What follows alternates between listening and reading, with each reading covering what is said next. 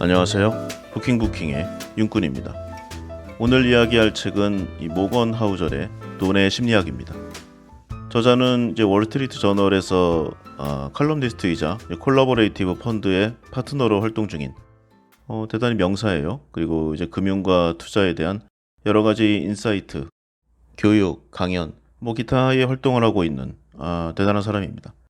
이 책에는 소설가의 기술을 가진 이 금융작가라는 별명을 가진 이 사람이 이제 20개의 투자 스토리로 돈의 심리학에 관한 여러 가지 내용을 이야기해주는 이제 그런 내용입니다. 한국에서만 10만 권 이상의 이제 판매 부수가 나왔고요. 전 세계적으로 가면은 엄청난 베스트셀러의 인기작이에요. 대부분의 책들이 어떤 주식을 사라, 어떤 투자를 하라 이런 내용이 많죠. 근데 이 책에서는 보다 더 근본적인 그리고 원론적인 이 사람의 심리에 관한 이 투자의 여러 가지 인사이트를 이야기해주고 있습니다. 대표적으로 2차 세계대전 당시에 독일의 탱크 부대 이야기, 마이크로소프트 창업에 관한 빌 게이츠의 여러 가지 비하인드 고백, 그리고 LA에서 주차 대행 아르바이트를 하던 시절에 이 페라리에 얽힌 에피소드들, 너무 유명하죠. 워렌 버핏의 놀라운 수익률의 비밀, 그리고 그의 친구들의 오늘날의 엇갈린 인생들, 이런 좀 다양한 이야기를 아주 흥미롭게 전개하면서 이 돈의 심리학의 여러 내용들을 말해주고 있습니다. 좀 감탄을 부르는 내용들이 많아요. 처음에는 이런 얘기를 왜 하나, 좀 빨리 좀 포인트만 알려주지. 보통 그렇지 않습니까? 쪽집게 강사, 그리고 무슨 투자 동호회, 투자 클럽. 좀 의문이 많이 있었어요. 이런 가입을 많이 하는데 항상 드는 생각이, 아니 그러면 본인들이 주식 사서 아니면 투자를 해서 성공하면 되지. 왜 이런 노하우를 말해주는가, 알려주는가? 상당히 비싼 이 월 수수료를 내긴 하지만 만약에 어떤 투자 이익을 확실히 얻는다. 그러면은 그에 비할 바가 아니잖아요. 그럼 본인들이 하면 되는데 과연 왜 그럴까? 보통 예전에 미국 서부 개척 시대를 보면은 금광을 캐러 많은 사람들이 갔지만요.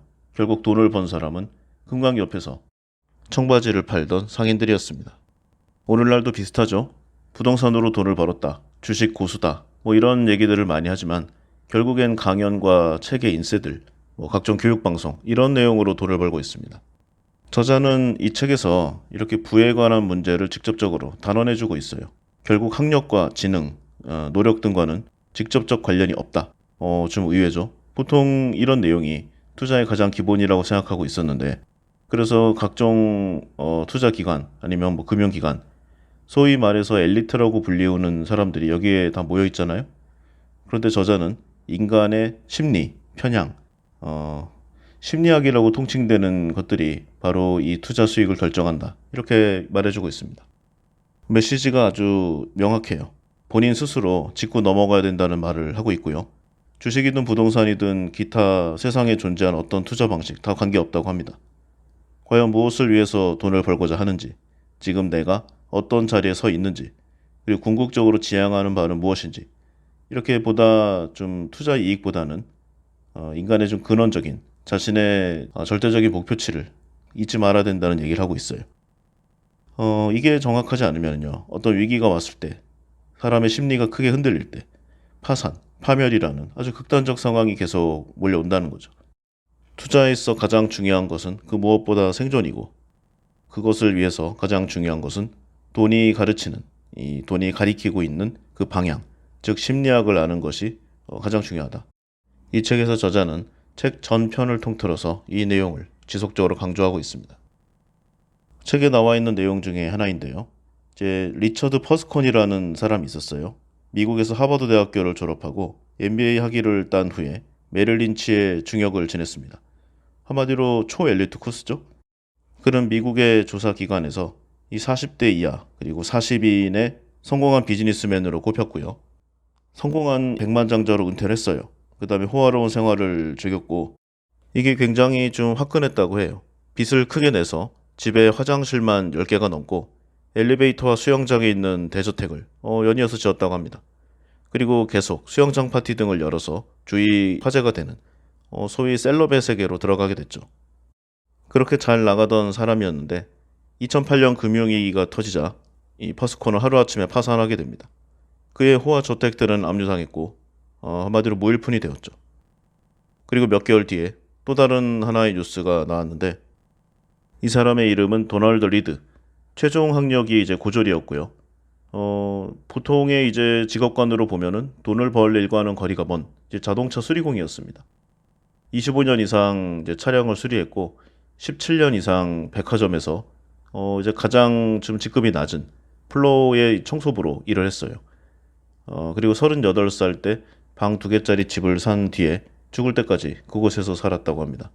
한마디로 자벽부라고 할 수 있는데 이 로널드 리드가 사후에 남긴 그의 재산은 총 100억 원. 이 놀라운 뉴스에 미국 사람들이 이제 궁금해하기 시작했습니다. 그래서 이런 내용들을 많이 모으고 이제 본인이 수십 년간 이제 투자 리서처 그 다음에 전문가로서 활동을 해왔으니까 많은 생각한 부분이 있을 거 아니에요? 그래서 투자는 IQ 테스트가 아니다라는 내용을 깨달은 이 저자가 이 책을 이제 남기게 됐습니다. 100억 원을 남긴 청소부와 하루아침에 파산한 백만장자 투자자. 무엇이 두 사람의 운명을 가른 결정적인 요인인가? 그 차이는 과연 무엇일까? 그 차이는 정말로 넘지 못하는 것인가?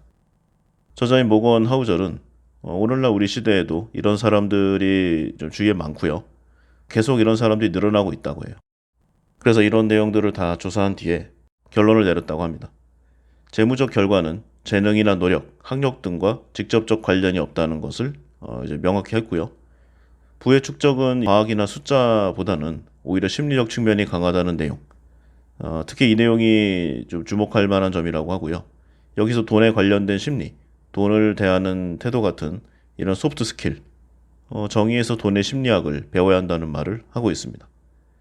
이게 금융위기를 공부를 하면 할수록 이 내용이 더 많이 나온다고 하는데 이제 금융위기가 금융이라는 수단이 아니고 이제 심리학과 또는 역사를 통해서 이해를 할 때 더 잘 와닿는다는 거죠. 사람들이 왜 빚에 허덕이고 돈을 못 벌고 왜 인생이 힘든가? 이게 이자율을 공부할 것이 아니라 인간의 탐욕, 인간의 불안, 그리고 궁극적으로 낙천주의를 지향하는 이런 여러 가지 요소들을 고민해야 된다는 겁니다. 투자자들이 왜 약세장 바닥에서 자산을 팔아버리는지, 그리고 가장 상승점에서 이거를 계속 따라서 가는지, 추격 매수죠. 이게 미래의 기대 수익 계산법을 공부할 것이 아니라 가족들을 바라보고 주위 사람들이 어떠한 대응을 하는가, 어떠한 좀 전체 의식을 갖고 있는가, 이게 더 중요하다는 겁니다. 그리고 항상 되뇌어 봐야 된다고 말하고 있어요. 왜 우리는 돈을 버는가? 왜 부자가 되려고 하는가? 우리는 왜 부자가 되어야 하는가? 이런 내용들이죠. 사실 제 주위에도 이제 스펙트럼이 좀 넓습니다. 지인, 친구들의 좀 사례를 보면은 정말 돈이 많은 사람은 몇 천억대의 사람도 있어요. 물론 친하진 않습니다. 그냥 알고 있는 거죠. 그리고 계속 빚에 쫓기는 계속 이제 채무와 이제 추심을 당하는 이제 그런 지인들도 있습니다. 무슨 차이가 있는가? 정말 돈을 사용하는 걸로만 보면은요. 1년에 몇 억 쓰기가 어렵습니다. 그러니까 뭐 수백억, 수천억대의 부자가 있으면은 그 사람들은 이제 만약에 하루에 100만 원을 쓰는 인생을 산다. 그럼 1년에 3억 6천5백만 원이잖아요.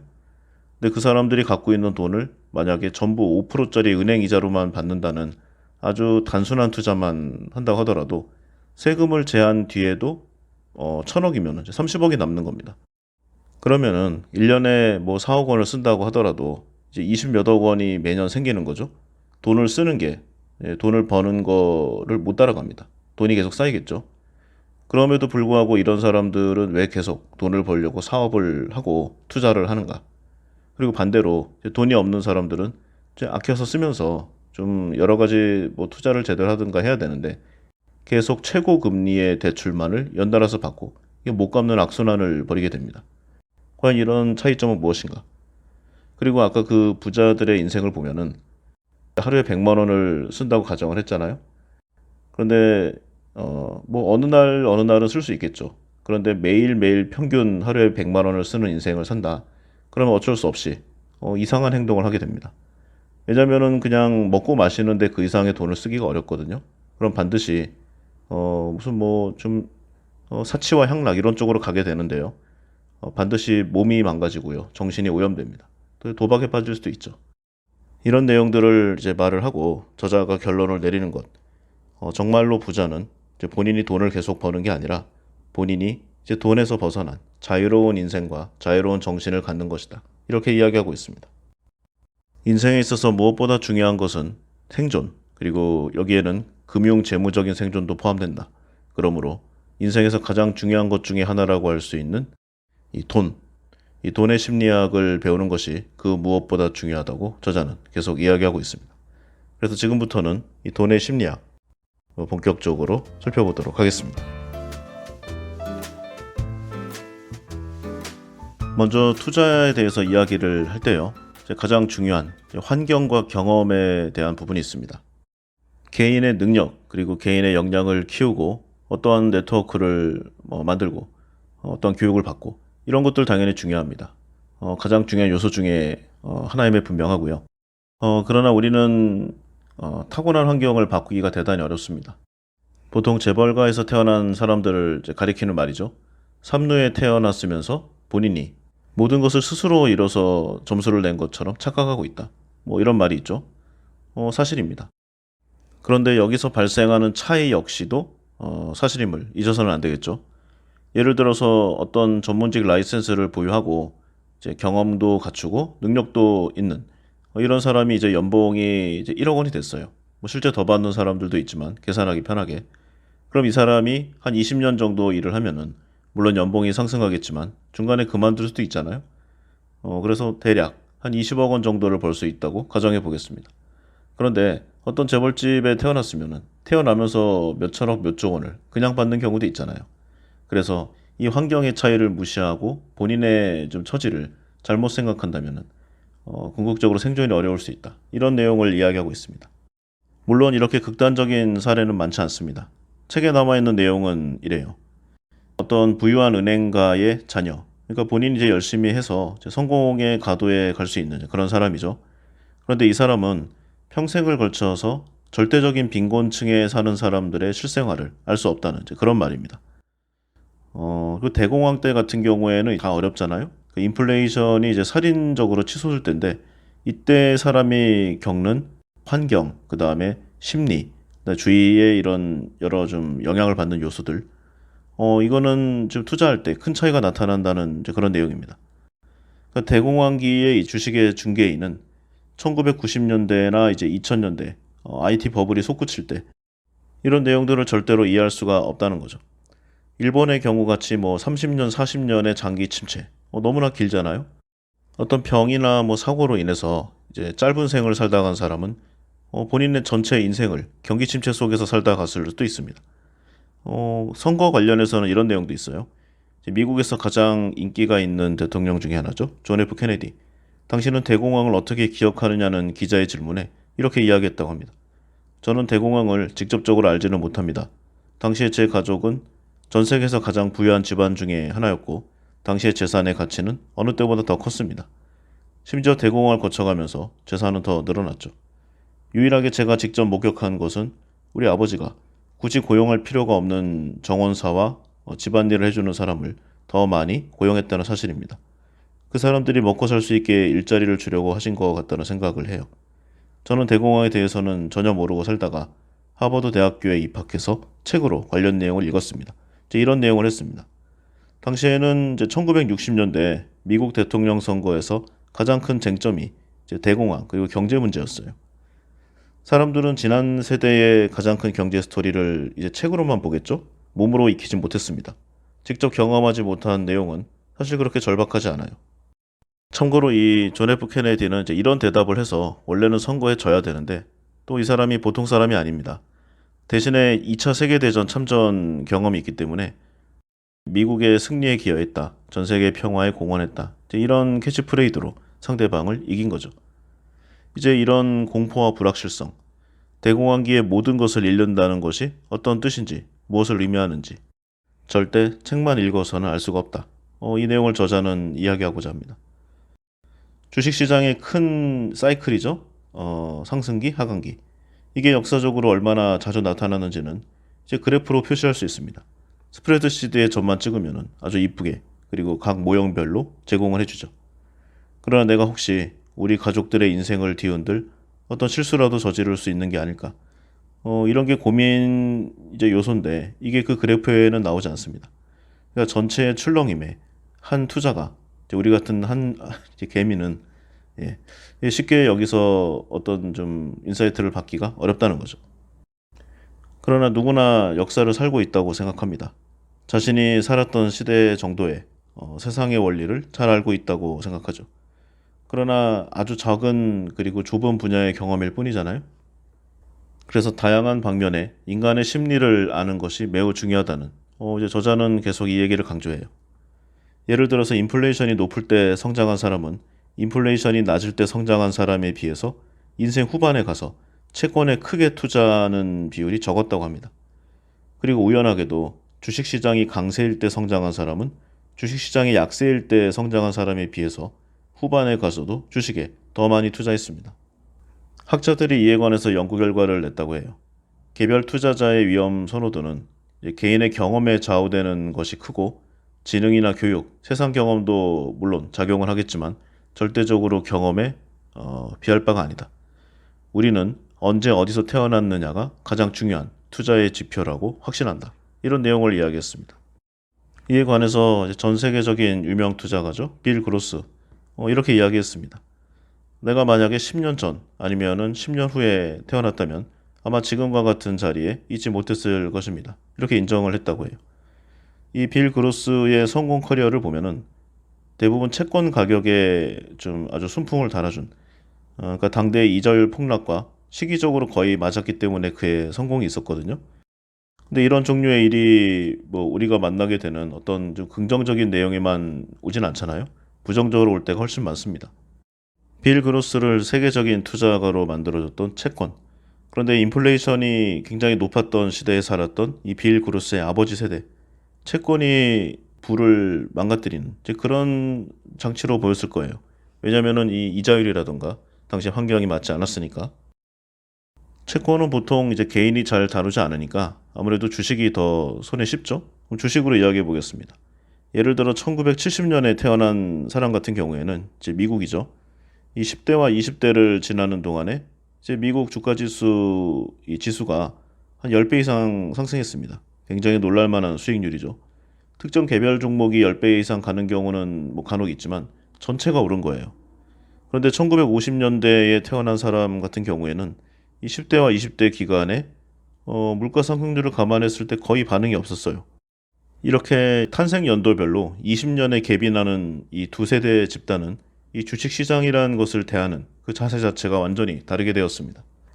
따라서 내가 투자를 할 때, 우리가 어떤 주식을 사거나 부동산에 투자를 할 때, 다양한 세대, 그리고 아주 버라이어티한 국가의 사람들이 같은 금융 정보에 같은 방식으로 반응할 거라고 기대해서는 안 된다. 이 저자의 가르침입니다. 절대로 이들이 동일한 인센티브에 움직일 것이라고 함부로 예단하면 큰일 난다는 거죠. 동일한 출처의 조언을 신뢰할 것이라고 기대해서도 안 된다고 말하고 있습니다. 책에서는 이에 관해 폭스콘의 사례도 좀 들고 있어요.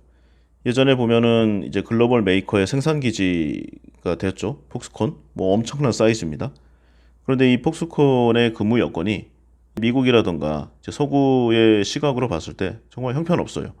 이 정도면 거의 노예가 아닌가 이런 기사들도 엄청나게 났습니다. 대만이 오히려 중국보다도 못하다. 당시 좀 타이완의 이런 좀 제품 생산 이 회사들 관행에 엄청난 부정적인 기사 그리고 뭐 악평 아주 물밀듯이 나왔습니다. 대만 정부가 곤혹스러워했을 정도예요. 그런데 여기서 아주 흥미로운 반응이 나왔는데 바로 어느 중국 노동자의 이야기입니다. 내용이 이래요. 이 부분은 전달하는 내용이니까 한번 읽어보겠습니다. 미국인들이 소위 노동 착취 공장이라 부르는 이곳에서 우리는 수년간 일했다. 매우 고된 곳이었다. 근무 시간도 길고 임금도 적었으며 근무 여건도 형편없었다.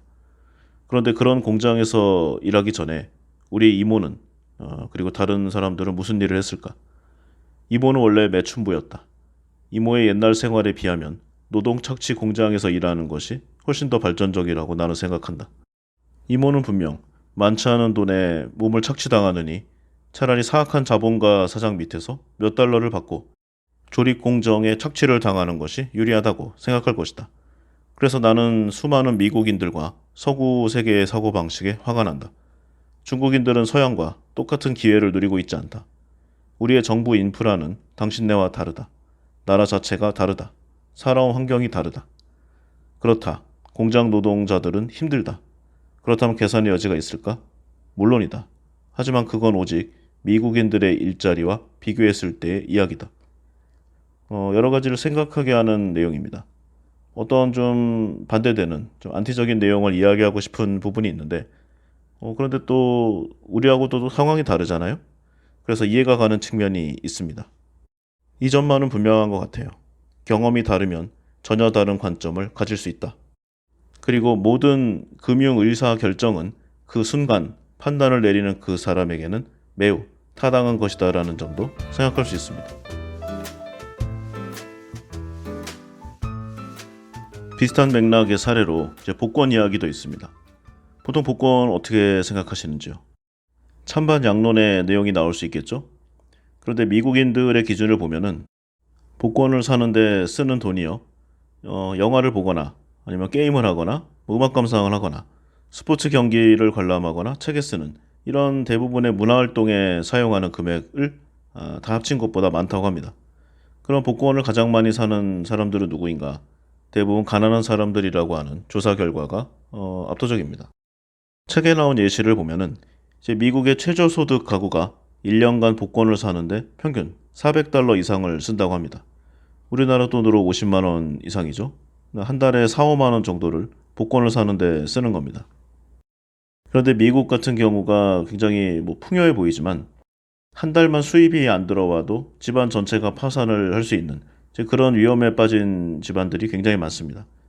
미국 경제적으로 굉장히 위험한 나라예요. 빈익빈 부익부라는 말은 미국을 위해서 만든 단어가 아닌가 이런 생각도 들 때가 있습니다. 1년에 복권을 사는 금액이 이제 400달러인데 미국인의 40% 정도가 비상금 400달러도 없다는 그런 조사 결과도 있어요. 그런데 이들은 당첨될 확률이 몇백만 분의 1, 이제 비싼 거는 금액이 높은 거는 몇천만 분의 1인 그런 복권도 있는데 이렇게 확률이 낮은 곳에 상당히 중요한 돈일 텐데 이걸 들이붓고 있는 거죠. 그래서 이제 학자라던가 이 금융에 관계된 사람들 그리고 부자들 이런 내용들을 굉장히 한심하게 생각한다고 합니다. 그런데 그 사람들은 이 최저소득을 겪고 있는 그런 집단이 아니잖아요. 그러면 비슷한 방식으로 이런 추론을 할 수가 있습니다. 여기에도 이제 그 노동자 계층, 그러니까 복권을 많이 사는 계층을 옹호하는 그런 내용이 있는데요. 마찬가지로 한번 읽어보겠습니다. 우리는 하루를 벌어서 하루를 먹고 사는 사람들입니다. 우리에게 저축은 불가능합니다. 지금보다 훨씬 높은 임금을 받는 것도 불가능해 보입니다. 우리는 멋진 곳으로 휴가를 갈 수도 없고 새 차를 살 수도 없고 건강보험을 들거나 안전한 동네에 좋은 집을 마련할 수도 없습니다. 감당 못할 빚을 지지 않고서야 우리의 자녀들이 아무리 똑똑하더라도 대학에 보낼 수도 없습니다. 각종 학위와 라이센스 그리고 금융 지식으로 무장하고 있는 이 당신들이 갖고 있는 많은 것들 혹은 가질 확률이 높은 많은 것들을 우리는 가질 수 없습니다. 우리는 꿈꿀 수 없습니다. 그러나 복권을 사는 것은 구체적으로 그 꿈이나마 꿔볼 수 있는 시간을 우리에게 줍니다. 우리 삶에서 유일하게 당신이 이미 가지고 있고 당연시하는 좋은 것들을 나도 가질 수 있다는 그 꿈 말입니다. 우리는 돈을 주고 꿈을 사는 것입니다. 여기서 당신이 이해하지 못하는 것은 아마 당신이 이미 꿈을 현실로 이루어서 살고 있기 때문일 것입니다. 우리가 당신들보다 복권을 더 많이 사는 것은 바로 그 때문입니다. 저자는 이야기해요. 금융적으로 파산 상태거나 그에 준하는 상황인데 무리해서 복권을 산다. 여전히 좋은 생각이 아니라고 생각한다고 말하고 있습니다. 하지만 복권이 왜 꾸준히 팔리는지는 이해할 수 있다는 그런 내용도 붙이고 있어요. 당신이 하는 일이 내 눈에는 이해가 안 가지만 왜 그런 결정을 했는지는 이해할 수 있다. 바로 여기까지의 이 생각, 이 추론 과정이 우리가 우리의 투자를 할 때 수많은 금융 의사 결정을 어디에 둘 것인지 이것을 알려주는 한 가지 지표라고 하는 이런 내용입니다. 사실 투자는 다방면에 여러 가지 인사이트와 정보를 종합해서 하겠죠. 순전히 차트만 보거나 스프레드시트의 어떤 좀 기술적 지표적 내용만 보고 하는 사람은 많지 않습니다. 어떤 사람은 식사를 하면서 사람들이 이 제품을 많이 먹는다. 그럼 그 회사의 주식을 살 수도 있고요. 회사에서 회의를 하다가도 가장 많이 언급되는 회사 또는 많이 나오는 인더스트리에 그런 좀 집단을 살 수도 있습니다. 아니면 어떤 개인적인 경험이나 독특한 세계관 뭐 자부심 아니면 뭐 취미 활동 이런 거에 연관될 수도 있죠. 어쨌든 간에 어떤 하나만을 탁 집어서 투자하는 사람은 많지 않고 이러한 모든 것들이 합쳐져서 자신의 스토리, 자신의 좀 내러티브가 만들어지는 이제 그런 내용이 투자로 이어진다. 이 내용을 말하고 싶은 듯합니다. 자, 뭐 사례는 더 있는데요. 이렇게 본인이 겪은 환경, 경험, 이런 내용의 중요성을 이제 이야기하고 있는 그런 부분입니다. 사람은 자기가 태어난 곳, 그리고 그 가치관과 문화에서 벗어나기가 쉽지 않습니다. 억지로 공부를 하더라도 보통 이러잖아요. 제2 외국어, 모국어. 그러니까 우리가 다른 나라 말을 아무리 잘하더라도 우리의 모국어보다 잘하기는 정말이지 쉽지 않습니다. 그런 이제 개념과 비슷하게 우리가 본의 아니게 여기 태어나서 겪은 이 모든 내용들이 바로 우리의 투자에 영향을 미치고 관계를 이제 갖게 하는 이제 그런 내용임을 절대로 잊지 말라. 그리고 다른 사람들도 그와 비슷한 과정을 겪기 때문에 다른 사람들이 동일한 정보에 대해서 어떻게 판단을 내리고 고민할 것인가 이걸 끊임없이 연구하라는 이제 그런 메시지입니다. 꼭 투자가 아니더라도 일반적인 대인관계라든가 우리의 인생을 사는데 이제 큰 도움이 되는 조언이라고 생각합니다.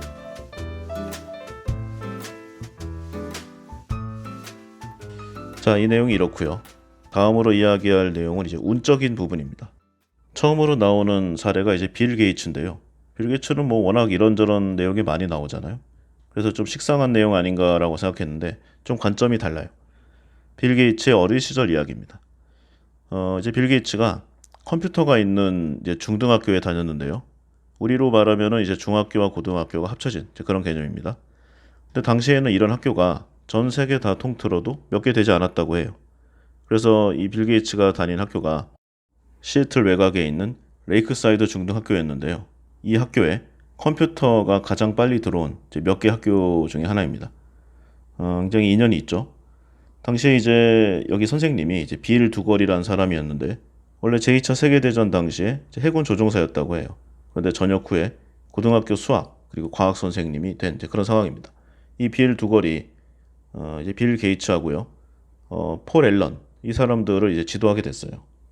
그런데 이 빌 두걸이 당시 제너럴 일렉트릭사가 발매한 메인프레임 단말기에 연결된 텔레타이프 모델, 그러니까 오늘날로 말하면 타자기와 컴퓨터 사이에 있는 어떤 것들인데 이거를 회사에 임차하기 위해서 자선 바자 수익금을 쓰게 해달라고 이 레이크사이드 어머님에 요청하는 그런 일이 있었어요. 당시에는 이제 임차라는 개념 자체도 없었고 이때 뭐 새로 발명된 개념이죠. 그래서 빌 두걸이라는 사람이 상당히 수십 년 앞을 바라볼 수 있는 능력자이자 연구가 그리고 선각자라고 생각한다고 합니다. 근처에 있는 이제 좀 유명 대학교 또는 이제 대학원의 석사 과정 이런 사람들조차 빌 게이츠가 중학교 2학년 때 사용한 것보다 좀 못한 그리고 좋아봤자 좀 비슷한 수준의 그런 컴퓨터 이 기록 장치를 사용했었다고 해요. 당시는 그런 상황이었습니다. 한마디로 전 세계에 그렇게 많지 않은 최첨단 컴퓨터를 사용할 수 있는 기회가 있었다는 거죠. 근데 여기까지는 빌 게이츠의 능력과는 아무 관계없는 운적인 요소라는 겁니다. 여기에 마침 빌 게이츠가 워낙 뛰어난 사람이어서 그렇지 동료였던 폴 앨런도 보통 사람이 아니잖아요. 이 폴 앨런도 이 학교의 컴퓨터에 매료되어 있었고요. 여러 가지 성향이 이제 잘 맞았겠죠. 그래서 중등학교에서 이 두 사람은 평생의 친구이자 동료 그리고 첨단 기기를 동시에 만나는 그리고 이 모든 것을 지도할 수 있는 가장 훌륭한 교사까지 모두 만나는 본인들만의 운을 확보했습니다. 마음껏 이 컴퓨터를 쓰고 갖고 놀고 그리고 창의력을 폭발시키는 이런 과정들이 있었어요. 공부하는 게 너무 재밌으니까 집에도 안 가고 몇 날 며칠 밤새고 이렇게 공부하는 과정 중에 자연스레 제 컴퓨터의 전문가가 돼갑니다. 여기서 저자가 이 빌 게이츠, 폴 앨런이 얼마나 큰 럭키를 가졌는가 이걸 계산을 해본 공식이 있어요. 유엔에 따르면 1968년 당시에 전 세계에는 약 3억 300만 명의 중등학교 연령의 인구가 있었다고 합니다. 그중 미국에 살던 사람이 약 1800만 명, 여기에서 워싱턴주에 살던 사람이 27만 명입니다.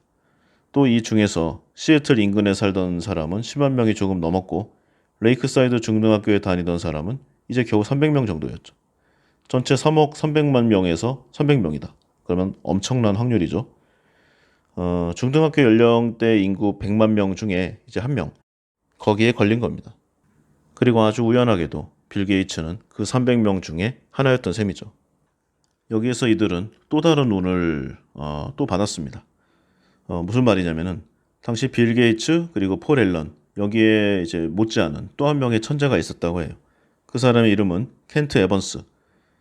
빌 게이츠 본인의 설명에 따르면은 이 켄트 에번스가 당시 학급 최고의 학생이었다고 해요. 본인이나 폴 앨런보다도 위였다고 합니다. 근데 이 사람이 공부나 이런 여러 가지 학교의 성적도 우수했지만 이 컴퓨터를 좀 오퍼레이팅 하는데 빌 게이츠보다도 뛰어났다고 해요. 그래서 이제 학교 측이 어떤 과제를 수행한다거나 컴퓨터를 이용한 어떤 좀 출력물을 만들어내야 할 때는 항상 이 켄트 에번스에게 일을 맡겼다고 합니다. 빌 게이츠가 아니란 얘기죠. 그리고 폴 앨런은 약간 좀 사업가라기보다는 엔지니어적 마인드가 강한 이제 그런 캐릭터거든요. 물론 나중에는 좀 바뀌었지만. 그런데 이때 학생 기준을 보면은 이 켄트 에번스가 이 빌 게이츠의 사업가적 마인드와 더 잘 맞았다고 합니다. 이 두 사람이 미래에 대한 생각이라던가 아니면 어떤 좀 돈을 번다는 것에 대한 욕구, 야망 이런 게 잘 맞았다고 해요. 거기다가 이 세 명 모두 사이도 좋았고 그래서 결과적으로 이 사람과 이제 빌 게이츠, 폴 앨런 이 세 명은 마이크로소프트의 공동 설립자가 될 수도 있었습니다. 그런데 이런 일이 일어나지 않게 됐어요. 왜냐하면 이 사람은 이 켄트는 고등학교를 졸업하기 전에 등반 사고로 세상을 떠났기 때문이죠. 여기서 저자가 이야기하고 싶은 것은 바로 인생에 있어서 행운과 리스크. 우리가 살면서 맞닥뜨리는 모든 결과가 단순히 개인의 노력 말고도 여러 가지 힘에 의해서 좌우된다는, 그리고 이것을 인정해야 한다는, 너무 구애받지 말고 극복하고 이겨내야 한다는 그런 내용을 말하고 있습니다.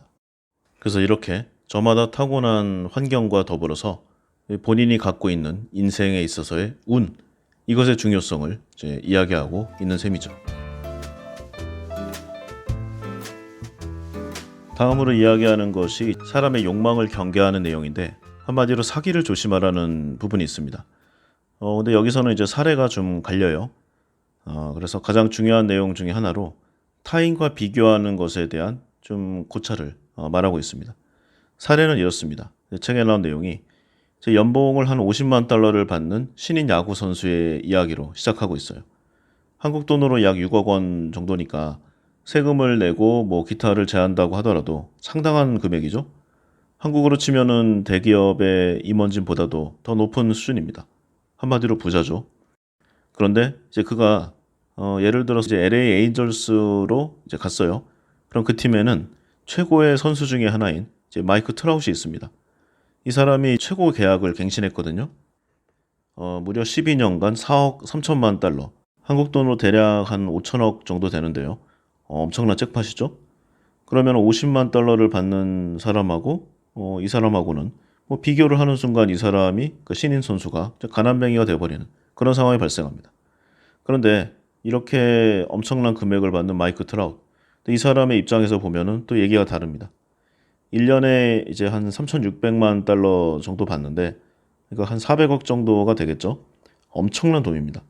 그런데 2018년, 19년 기준으로 헤지펀드 매니저의 연봉 순위 10위 안, 여기에 이름을 올리려면은 연에 3억 4천만 달러를 벌어야 한다는 통계치가 나옵니다.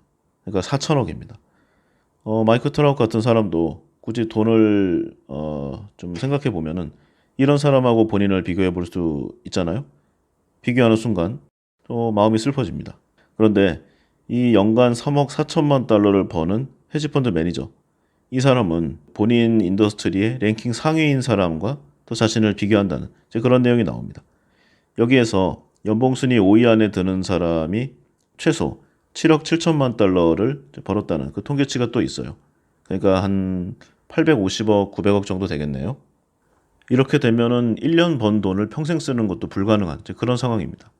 그런데 이런 사람마저도 우리가 뭐 항상 사례로 이야기하고 있는 워렌 버핏, 아니면 제프 베조스, 그다음에 일론 머스크, 이런 사람들하고 보면은요, 이제는 뭐 좀 계산이 좀 무의미해지는 그런 상황이 됐어요.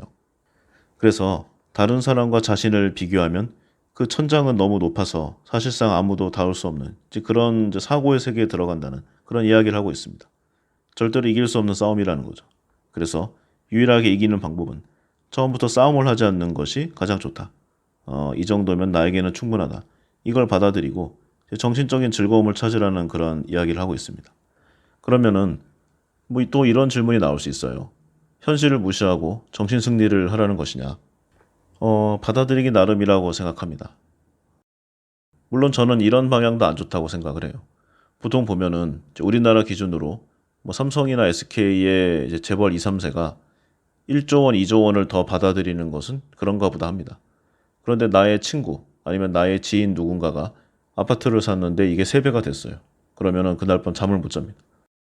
제 얘기가 아닙니다. 이런 심리가 사람들마다 저는 있다고 생각을 합니다. 그러면 비교를 할 거면 차라리 저 멀리 있는 사람과 하는 게 차라리 낫지. 고만고만한 사람하고 해서 이기든 지든 그게 무엇이 그렇게 큰 상관인가. 다만 여기서 이야기하고자 하는 것은 우리가 각종 사기 사건에 당하는 이유가 바로 타인과의 끝없는 비교를 통해서 본인의 능력이라든가 본인의 환경, 본인의 운이 작용하지 않는 이 또 다른 무언가를 바라기 때문이라는 그런 내용을 이야기하고 있습니다. 그리고 여기서 사례로 나오는 것이 바로 이제 폰지 사기 뭐 이런 내용인데요. 예전에 다른 제 방송에서 몇 번 하기도 했고 이런저런 내용에서 많이 나온 부분이에요. 이제 다른 방송이라던가 아니면 뭐 뉴스라던가 그리고 우리나라 실정에 잘 안 맞고 이해가 잘 안 가는 내용들이 있습니다. 그래서 제가 다른 사례를 한번 보려고 해요. 최근에 이제 비트코인이라던가 이제 기타 가상화폐의 소위 폭락, 뭐 주식 등도 많이 떨어지니까 사실 지금 이제 긴축기에 들어간 거는 맞는데 어쨌든 이 테라 사태 때문에 지금 한국과 미국의 관계도 조금 좀 애매해졌어요. 과연 어떻게 문제가 되는가? 이거를 어떻게 풀어야 될 것인가가 좀 여러 가지 설이 나오는데 관계된 사람들도 많아서 저도 마무리가 좀 궁금합니다. 내용을 한번 보면 이래요.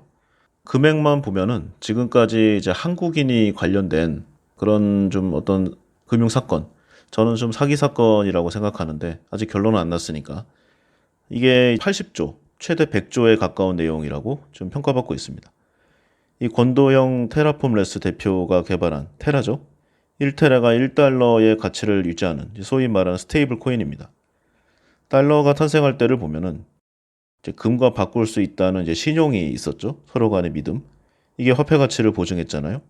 그런데 여기를 보면은 가치의 원천이 없는 그리고 이 가격 변동성이 너무 크다는 이 코인의 단점을 해소하는 것 같은 좀 알고리즘 이렇게 인식이 될 수 있습니다.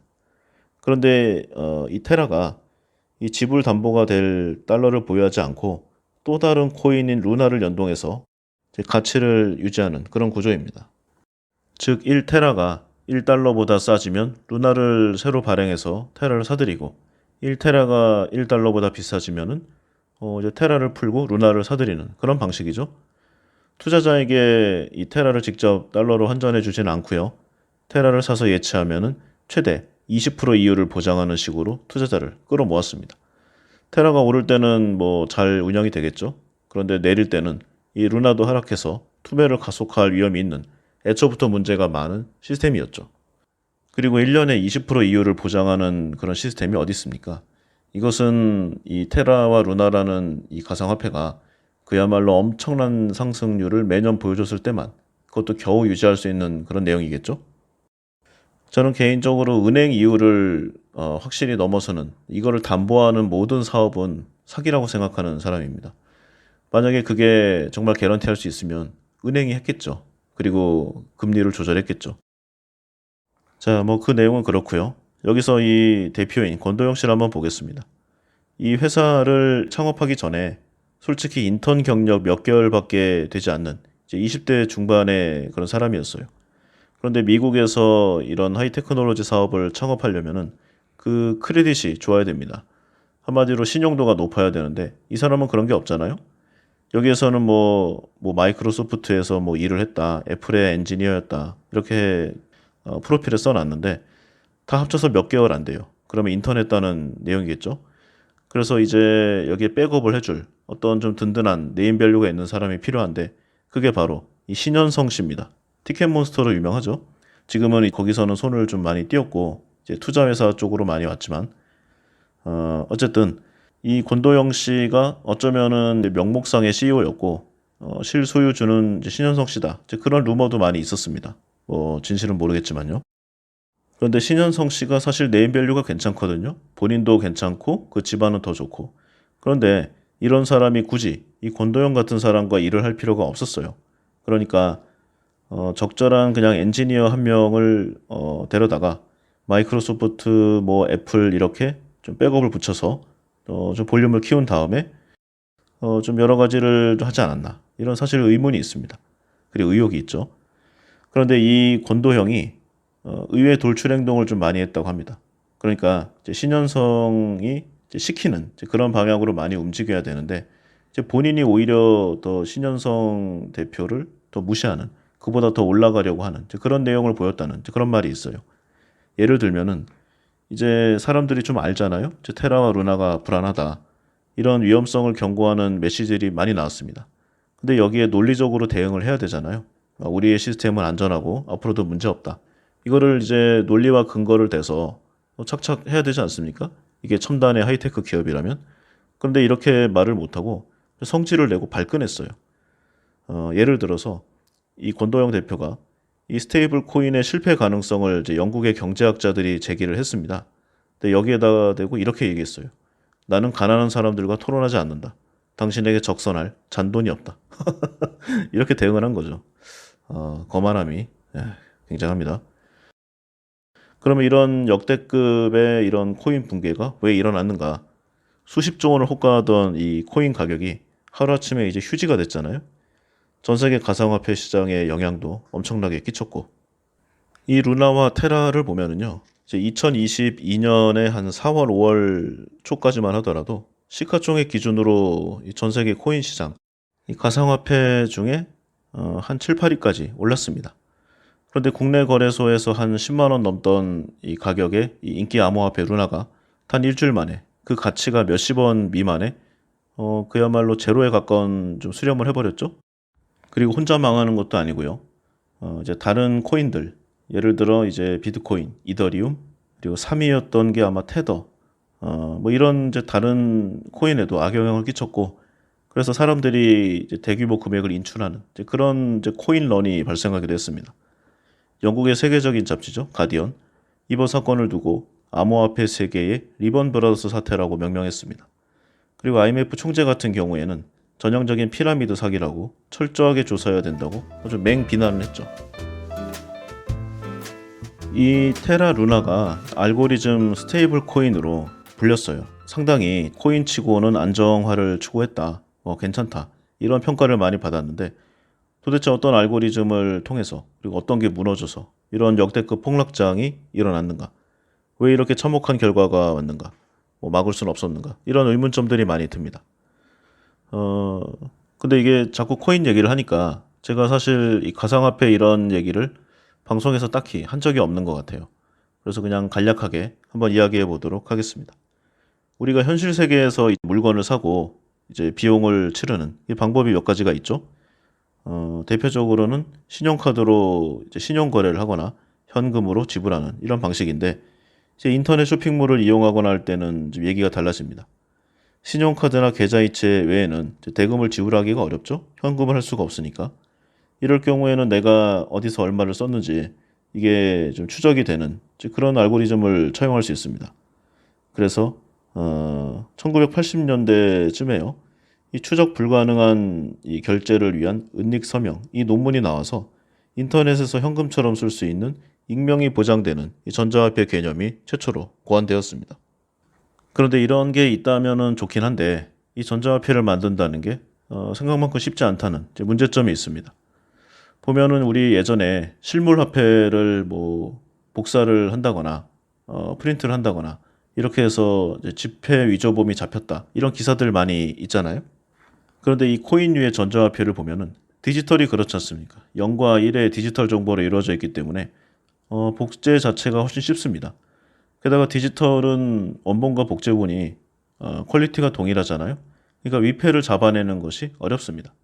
그래서 이러한 문제를 해결하기 위해서 이 처음 고안해낸 이 연구진이요. 신용카드 결제를 할 때 이제 은행이 위패를 단속하게 하는 방법을 고안해냈는데 이것이 이제 가상화폐, 정확하게는 중앙집중형 전자화폐 이렇게 명명이 되었습니다. 그리고 이러한 개념이 있다는 것만 알려졌다가 이때로부터 한 25년, 30년 정도 시간이 지나서 미국의 투자은행인 리번 브라더스발 서브프라임 모기지 사건이 터졌잖아요. 그래서 전 세계적인 금융기관, 그 중에서도 은행에 대한 불신이 높아졌습니다. 그래서 당시 유명한 사람이 됐는데 이제는 사토시 나카모토, 은행이란 존재를 배제한 상태에서도 동작이 가능한 이 전자화폐를 만들게 됐습니다. 이것이 바로 그 유명한 비트코인이죠. 은행을 대신해서 위패를 감별해주는 기술적 수단, 이 블록체인도 여기에 페어링으로 해서 묶여 다닙니다. 이렇게 은행을 배제하고 블록체인을 사용해서 만든 전자화폐를 암호화폐라고 우리가 많이 쓰고 있는데 그냥 통틀어서 가상화폐라고 많이 부릅니다. 최근에는 이게 피할 수 없는 조류다, 흐름이다. 그래서 국가가, 그러니까 중앙은행이 직접 전자화폐를 발행하기도 하는데 이건 좀 달라요. 이제 디지털 화폐, 중앙은행발 화폐라고 하는데 우리가 일상적으로 쓰는 내용과는 좀 다릅니다. 쉽게 얘기해서 사용하면은 결국엔 국가가 추적할 수 있다. 뭐 이렇게 보면 되겠습니다. 그리고 시간이 흘러서 스테이블 코인이 등장했습니다. 이 정부가 화폐를 제조하는데 화폐의 가치에 해당하는 일정량의 금을 담보에 두잖아요. 이 근본이자도 자신을 더 안정적인 다른 자산에 연동하는 이걸 패깅이라고 하는데 이렇게 가치를 유지하려는 암호화폐를 말하는 그런 내용입니다. 이때 고정할 담보 자산으로는 뭐 기존의 통화라던가 채권 아니면 비트코인. 비트코인은 이제 다른 일반적인 가상화폐랑은 좀 다른 위치를 구가하고 있어요. 그래서 이런 내용들을 이제 담보로 활용하는데 현재 대다수의 스테이블 코인들은 미국 달러에 고정되어 있습니다. 바로 여기서 독특한 형태의 코인이 하나 등장하는데요. 바로 이 테라폼 랩스가 발행한 루나와 테라입니다. 그 기본 알고리즘은 아까 이야기했듯이요. 별도의 담보물 없이 서로 간의 알고리즘을 기반으로 공급과 수요를 조절해서 가격 안정성을 유지하려는 알고리즘 스테이블 코인 이렇게 보면 되겠습니다. 일반적인 알고리즘 스테이블 코인의 구조는 두 개의 코인 시스템인데요. 한 코인은 패그를 유지하기 위해서 사용되고 또 다른 코인은 시장 변동성을 흡수하기 위해서 사용됩니다. 자, 그래서 이런 알고리즘이 이제 얼핏 보기에는 굉장히 첨단 금융 기법 같고요. 안정적으로 작동할 것 같이 보이지만요. 이 테라와 루나의 가치가 만약에 동시에 떨어진다면 이 안정화 메커니즘이 작동하지 않을 수 있는 그런 가능성이 컸습니다. 테라의 대량 투매가 일어난다. 그러면 가격이 큰 폭으로 하락한 테라를 사들여서 이를 루나로 바꾸는 또 다른 수요가 발생해야 합니다. 그런데 이럴 경우에 루나가 대량으로 시장에 또 풀리잖아요. 루나의 가치는 떨어지지만 그 반등으로 테라의 가치가 올라가는 이제 그런 구조인데 이게 동시에 떨어지면 둘 다 가는 겁니다. 결국에는 두 코인의 가치가 제로에 수렴된다. 이를 죽음의 소용돌이라고 하는데 이게 이제 발생한 거죠. 그런데 만들 때 여기까지는 예상을 했습니다. 사람들이 어떠한 위기 상황에 의해서 테라와 루나 양쪽 모두를 원하지 않는 일이 일어나지 않도록 그러니까 테라를 예치하면은 20% 이자를 테러 지급하겠다. 이게 앵커 프로토콜인데 이걸 만들어서 테라에 대한 수요를 유지시켜 왔습니다. 실제로도 이 사고 당시에 테라 공급량의 한 70% 이상이 이 앵커 프로토콜에 예치돼 있었다고 합니다. 그러니까 이 앵커 프로토콜의 20% 이자가 지속 가능할지에 대해 의심을 안 가질 수가 없겠죠? 그래서 그 결과는 이제 모두가 아시다시피 99.99% 하락이라는 그런 결과를 맞이했습니다. 뭐 내용은 더 있는데요. 테크니컬한 내용을 뭐 우리가 개발자 수준으로 알 필요는 없을 것 같아요. 그래서 대략 코인이 이러한 과정으로 만들어졌고 이런 프로세스로 이제 무너졌다. 뭐 이런 좀 내용을 간략하게 봤습니다. 그리고 아까의 그 권도영 신현성 이 얘기를 좀 하다 말았는데요. 뭐 신현성 씨는 워낙 유명하잖아요. 집안이 엄청 좋다. 이 얘기가 많이 돌았고 그리고 창업을 좀 연쇄적으로 하는 그런 사람이잖아요. 긍정적인 내용입니다. 창업해서 이제 사람들을 고용하고 시장에 활기를 돋게 하고 그리고 신사업을 뭐 계속 소개하고 그러면은 어떻게 하든 이 대한민국에 도움이 되니까 이 내용은 저는 좋다고 봅니다. 그런데 어떤 창업을 한 다음에 이거에 좀 같이 주가를 좀 띄우고 또 수익을 넣고 또 창업 이렇게 좀 계속 반복하다 보면은 마지막에 제대로 좀 이익을 내고 있는 사업이 거의 없다. 좀 이런 내용의 좀 의혹도 들려오고 있어요. 한국을 베이스로 사업을 했고, 뭐 고용 창출도 꽤 많이 했고, 어쨌든 간에 이 정도의 집안 백그라운드를 가진 사람 치고는 사고가 유연하고 글로벌적인 감각을 갖고 있으면서 말이 상당히 잘 통한다. 뭐 이런 긍정적인 피드백도 많이 있습니다. 재벌가나 아니면 이런 약간 좀 로얄 패밀리 권력층계에서 신현성만한 사람도 없다. 이런 내용 저도 많이 들었습니다. 좋은 내용이죠. 그래서 내용의 연장선인데 이 테라 이 사태가 워낙 크잖아요. 지금 그 미국의 이제 각 연방금융청하고 FBI 이런 쪽에서 수사가 들어간다는 내용들이 나오고 있습니다. 정말 큰일 날 것 같아요. 근데 이런 사업을 보면은 만약에 주인공 역할을 하더라도 여러 여건상 이제 본인이 나서지 않잖아요. 그래서 어떤 개발자라던가 아니면 CEO라던가 전문 경영인이라던가 대신 내세웁니다. 그래서 어쩌면 이런 사업에서도 신현성 씨가 안 나서고 권도영 씨를 대표로 내세운 것이 아닌가 뭐 이런 의혹도 많이 있습니다. 근데 이게 문제가 권도영 씨가 이를 키웠다는 그런 내용이 많아요. 그러니까 본인이 테라폼 랩스를 위해서도 그렇게 중요하지 않은 뭐 인터뷰를 한다거나 각종 뭐 립세션 파티에 참가한다거나 그러니까 본인이 너무 좀 주인공 행세를 많이 했다는 겁니다. 한마디로 너무 주목을 받았다는 그런 부분인데 이 스테이블 코인이 지금 이제 각 글로벌 금융기관의 이제 공공기관의 장들이 말하는 것처럼 사기다.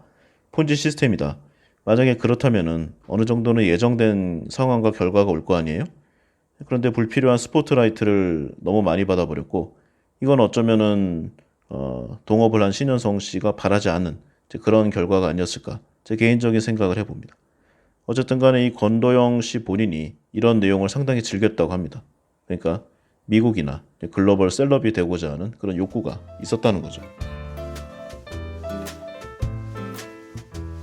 그럼 여기서 이제 지난 역사를 한번 둘러본다는 내용으로 신현성 씨의 집안을 한번 간략히 이야기해 보겠습니다. 뭐 워낙 유명하죠. 티켓몬스터, 미국의 그룹폰을 베이스로 사업을 벤치마킹한 것으로 출발했는데 뭐 그 기본 로직은 비슷합니다. 뭐 거의 똑같죠. 이런 티켓몬스터를 창업했던 이 신현성 씨의 할아버지는 신직수, 박정희 대통령 시절에 그러니까 유신 시절이죠. 당시 중앙정보부장이었습니다. 당시에 중정부장이라면 뭐 권력 끝판왕이죠. 약관 30대 중반의 어린 나이에 검찰총장을 역임했고요. 이후 법무부 장관을 역임했던 이쪽 업계에서는 엘리트 정치인입니다. 그리고 신직수 중앙정보부장의 사위가 이제 대통령의 킹메이커라고 소문이 들리는 예, 아주 파워 있는 홍석현 JTBC 회장입니다. 이 홍석현 JTBC 겸 중앙일보 회장의 친누나가 바로 삼성 이건희 회장의 부인인 홍라희 씨죠. 한마디로 신현성 씨를 보면은 고모부가 홍석현 회장, 사돈이 삼성 홍라희 여사가 되는 겁니다. 근데 이 테라 루나가 왜 자꾸 문제가 되느냐?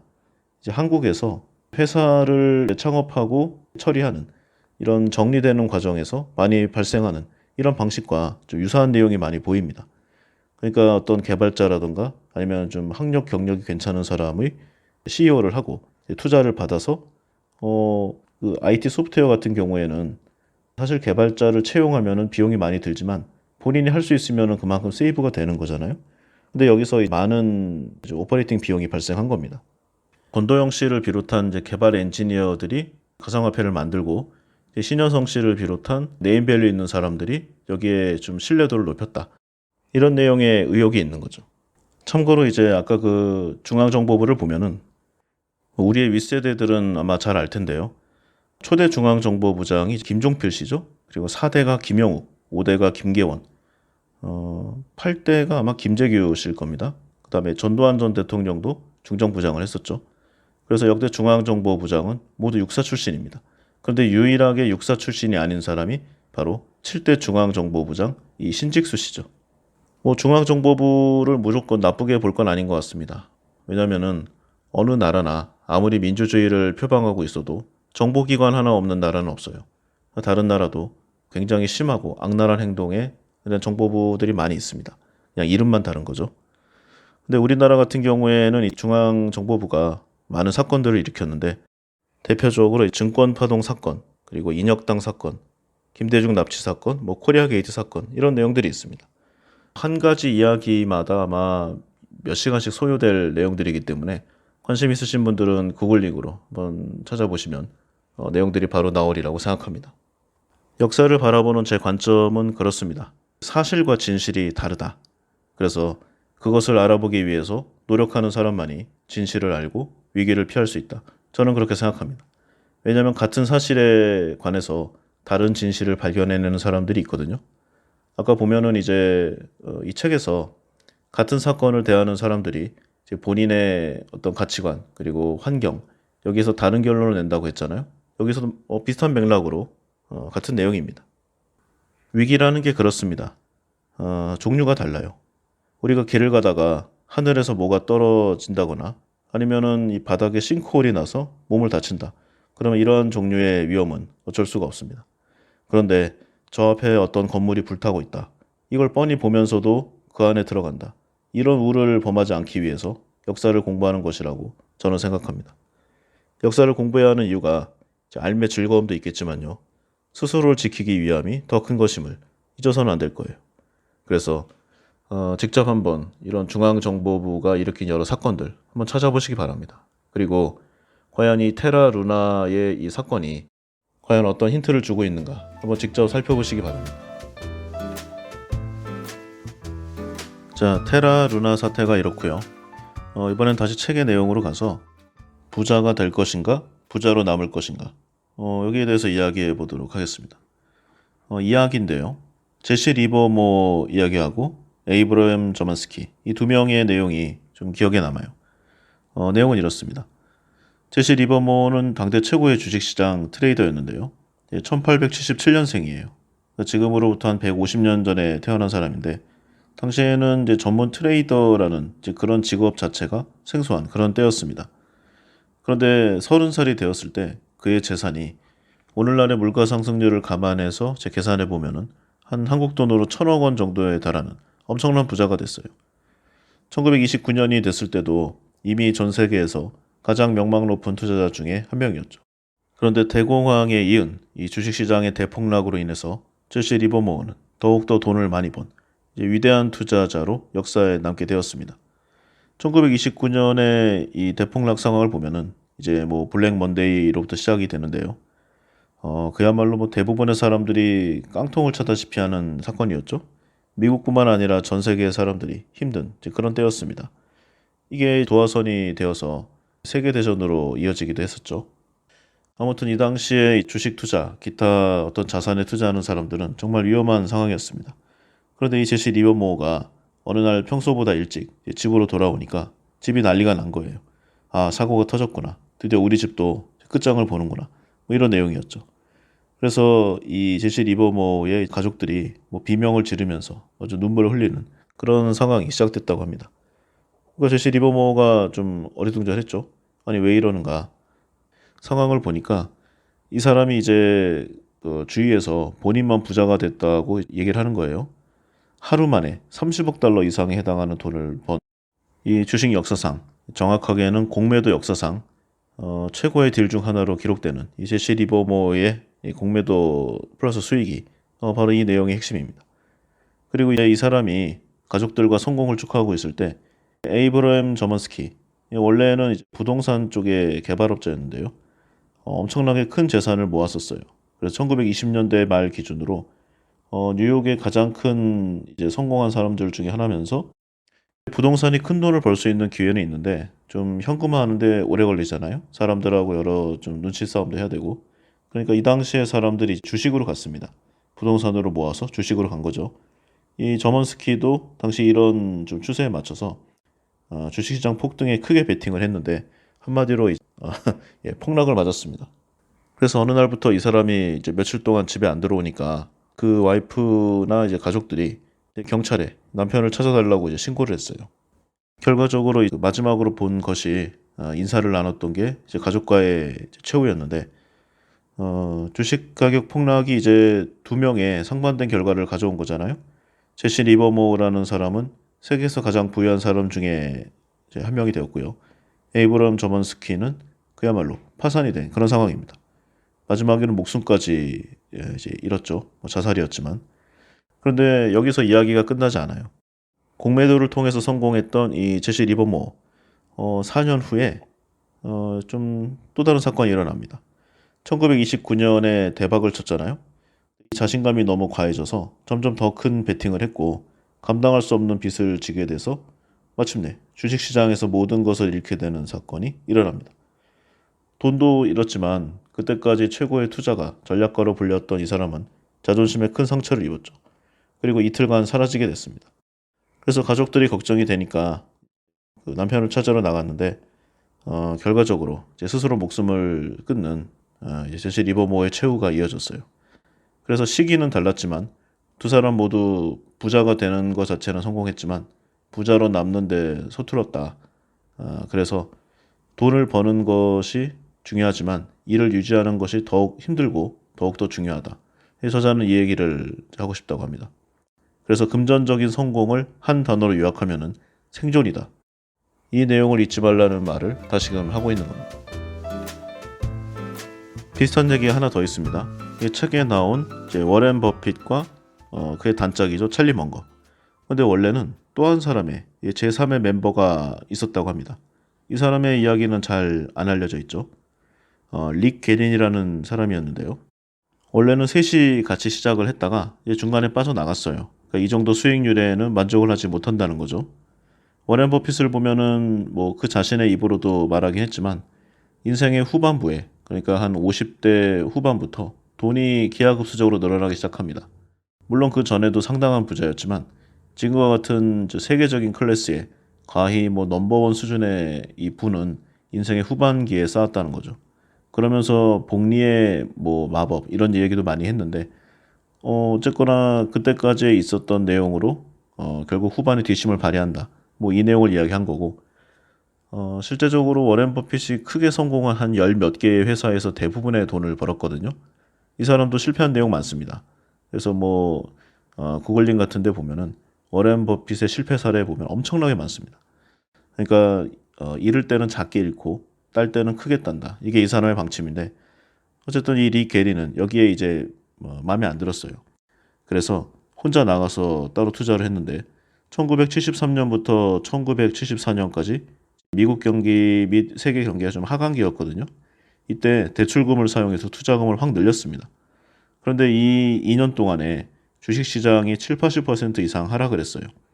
게린이 이제 추가 증거금 납부를 요구받는 마진콜에 직면했죠. 그래서 최후에 보유하고 있던 이 버크셔 해서웨이 주식을 이제 주당 40달러도 안 되는 굉장히 싼 가격에 급하게 버핏에게 팔아버렸습니다.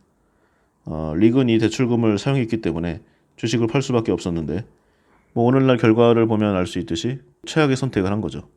버크셔 해서웨이 주식은 지속적으로 상승해서 결국 오늘은 황금주가 됐는데 이 사람은 이제 역사 속에서 사라지게 됐습니다. 저자가 이야기하는 부자가 되는 데는 똑같이 재주를 보였지만 부자로 남는 재주는 서로가 달랐다. 이 내용입니다. 그리고 이제 투자와 기부에 대한 이야기도 있습니다. 그러면서 그 사례로 이제 록펠러 이야기를 하고 있는데 이 책이 어떤 투자에 대한 이론서라기보다는 제목 그대로 심리학 서적이에요. 그래서 심리학 내용을 또 있는 그대로 이야기하면은 너무 이론서가 될 수 있으니까 중간에 역사적인 이 투자에 관련된 금융 비즈니스 산업에 관련된 내용을 계속 사례로 좀 말해주고 있습니다. 이 내용이 아주 재밌죠. 어떤 내용은 뭐 알고 있는 내용도 있지만 그 관점을 달리 보면은 거기서 좀 확보하고자 하는 전하고자 하는 조언과 메시지가 다릅니다. 그래서 록펠러 이야기를 보면은 투자는 어떻게 하는가 그리고 기부는 어떻게 해야 하는가 이런 좀 내용인데요. 이런 말을 했습니다. 록펠러가 나는 나 자신의 100% 노력보다는 100명의 노력 1%로 돈을 벌고 싶다. 의미하는 바가 큽니다. 미국의 석유왕이죠. 존 데이비슨 록펠러. 세계 최고의 부자면서 자선가. 뭐 이런 말과 함께요. 가장 냉혹한 사람이라는 타이틀도 있습니다. 미국 역사 전체에서도 논쟁거리가 되는 사람이죠. 과정을 보면은 1870년에 석유회사 아메리카 스탠더드 오일을 설립하게 됩니다. 처음은 작았죠. 그러나 이 사람의 수완과 능력이 워낙 좋으니까 점점 크게 승승장구하게 됩니다. 당시에 정유업종을 보면은 단기적으로는 수익성이 높았어요. 그런데 경쟁이 워낙 치열해서 동종의 인더스트리 사람들끼리의 경쟁이 엄청나게 치열했습니다. 이런 경쟁에서 살아남기 위해서 록펠러는 보통 사람이 상상할 수도 없는 방법으로 아주 냉정하고 잔인하고 인정사정 없이 경쟁자를 무너뜨렸고요. 무슨 수를 써서라도 자신이 좀 추구하고자 하는 목적을 달성해냈습니다. 무자비한 기업가 록펠러, 정경유착과 좀 냉정한 기업 합병, 문어발식 회사 확장, 돈을 벌기 위해서는 그야말로 수단과 방법을 가리지 않았고 돈 되는 일이라면 사람이 하지 말아야 될 일도 서슴지 않았습니다. 악덕 재벌 기업의 전형, 악마 같은 사람이라는 이런 평가가 많았죠.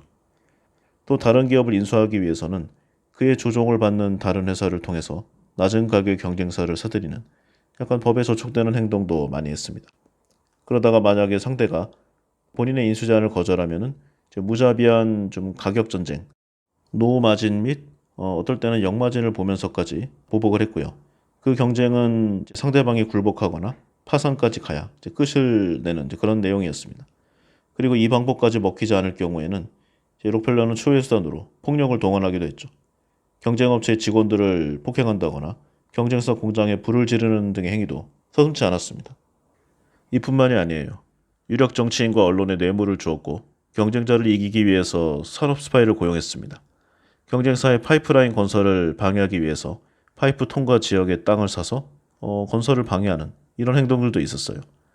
그리고 1914년에는 광부 2만 명이 파업을 일으켰어요. 너무 처우가 안 좋다고.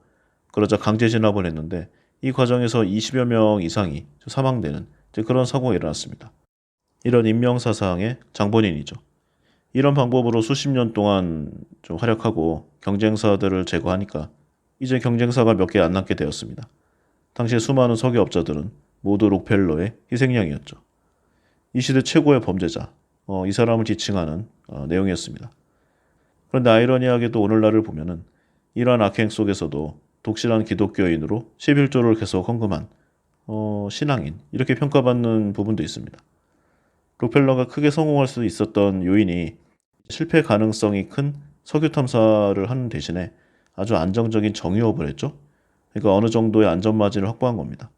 그리고 저렴한 철도 운임을 통해서 원가 절감을 둘 수 있는데 당시에 이제 할인 협정이 잘 먹혔어요.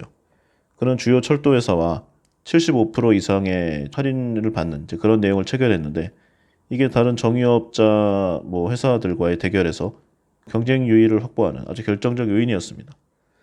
그리고 잇따라 정유 공장을 인수하고 합병했어요.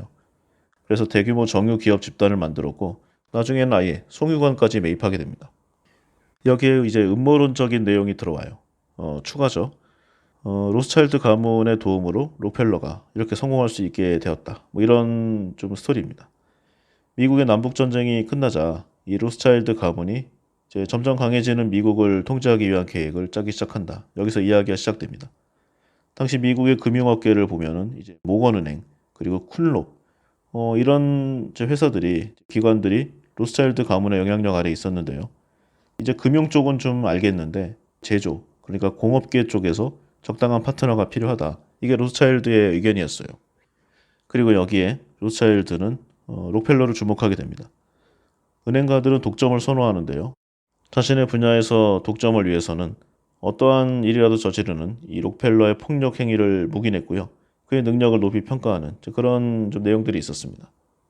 한마디로 유유상종, 끼리끼리 노는 거죠. 은행 산업이 그렇습니다. 자기들이 잘 될 때는 이제 성과급 잔치로 나눠 먹고 자기들이 안 좋으면은 국민의 세금으로 이제 구제금융을 달라고 하죠. 그리고 나라가 아무리 힘들고 어려워도 예대마진 등을 진짜 땅 짓고 헤엄치기 장사잖아요. 그러니까 분기당 수조 원 버는 것은 기본입니다.